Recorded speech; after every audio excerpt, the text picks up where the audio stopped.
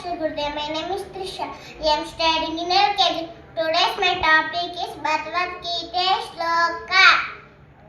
Dharma Kshetra Guru Kshetra Samaveta Mamaka Pandavashaiva Kimakurmata Sanjaya Uvacha Drushva tu Pandavanika Yudam Duryodhanastata Acharyamupasangamya Rajavachanaha Bravit Pasyaita Panduputrana Tava Shishena Dhimata Atra Shuramaheswasa Bhima Arjuna Samayudhi Vividanu Viratasya Drupadaśya Maharakaha Dushvaketushke Kitanaha Kashirajasya Viryavan Purajit Kunti Bhojasya Shaibashya Narapungavaha.